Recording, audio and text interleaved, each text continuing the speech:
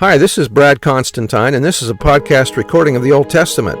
Although this is not an official recording of the Church of Jesus Christ of Latter-day Saints, every effort's been made to be as doctrinally accurate as possible. I'll be using for the text the Joseph Smith translation of the Old Testament, along with many commentaries from general authorities of the Church, BYU professors, Bible scholars, and others. This format will be very detailed, and so if you want a deep analysis of the Old Testament, you come to the right place. Thanks for your attendance.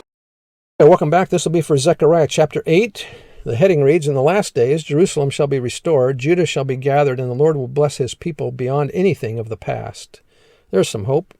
Verse 1, "Again the word of the Lord of hosts came to me, saying, Thus saith the Lord of hosts, I was jealous for Zion with great jealousy, and I was jealous for her with great fury. Thus saith the Lord, I am returned unto Zion, and will dwell in the midst of Jerusalem, and Jerusalem shall be called a city of truth, and the mountain of the Lord of hosts, the holy mountain." That's where the temple will be. "Thus saith the Lord of hosts, there shall yet old men and old women dwell in the streets of Jerusalem, and every man with his staff in his hand for very age. And the streets of the city shall be full of boys and girls playing in the streets thereof. Thus saith the Lord of hosts, if it be marvelous in the eyes of the remnant of this people in these days, should it also be marvelous in mine eyes, saith the Lord of hosts. Thus saith the Lord of hosts, Behold, I will gather my people from the east country and from the west country, and I will bring them, and they shall dwell in the midst of Jerusalem, and they shall be my people, and I will be their God in truth and in righteousness." The vision given to him by the Lord permitted him to see a future day in which Jerusalem shall be a city of truth and the mountain of the Lord, the temple, and shall stand once again. Old men and old women shall dwell in the streets of Jerusalem, and the streets of the city shall be full of boys and girls playing in the streets thereof. Like Joel and the other prophets, Zechariah vigorously condemned Israel's sins, yet he foresaw a restoration of God's favors as a reward for repentance and adherence to his laws.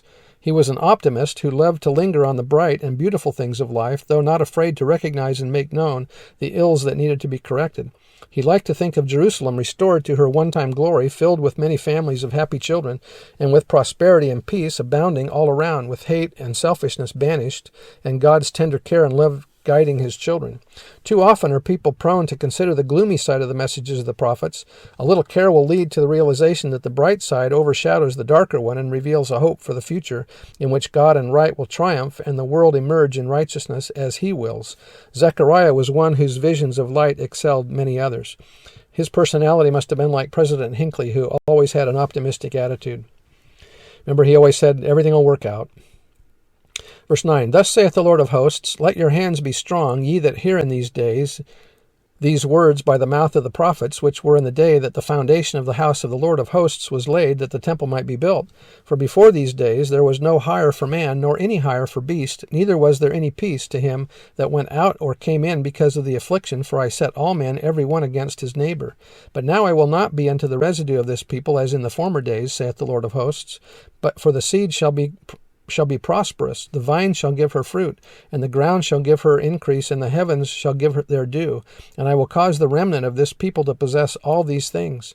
And it shall come to pass that as ye were a curse among the heathen, O house of Judah and house of Israel, so will I gather you, and ye shall be a blessing. Fear not, but let your hands be strong." So the gathering's going to happen. There will be peace among the Israelites.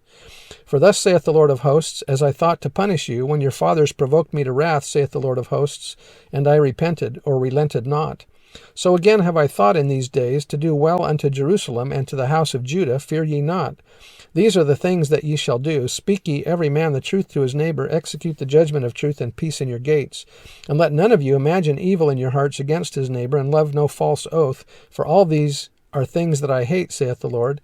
And the word of the Lord of hosts came unto me, saying, Thus saith the Lord of hosts, the fast of the 4th month, and the fast of the 5th month, and the fast of the 7th, and the fast of the 10th, shall be to the house of Judah joy and gladness and cheerful feasts. Therefore love the truth and peace.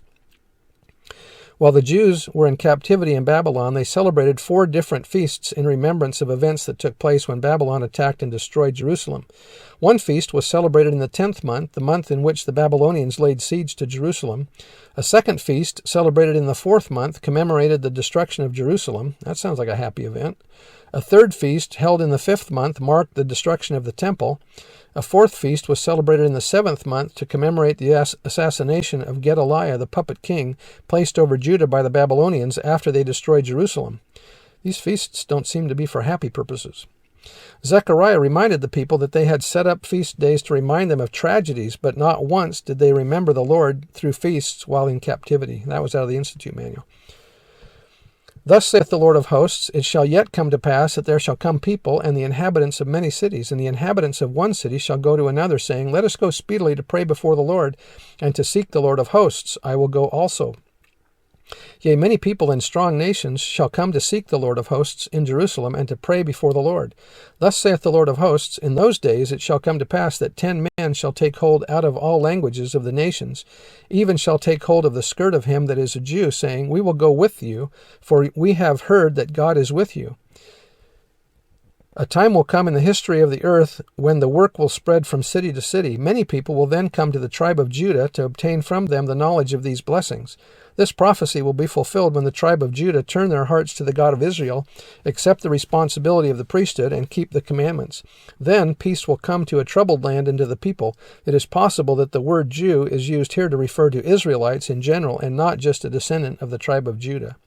That was out of the Institute Manual. So we know that even though people will come to Judah, people must come to Ephraim because they hold the birthright and the priesthood keys. So anyway, we'll see you next time. That's the end of the chapter. Bye.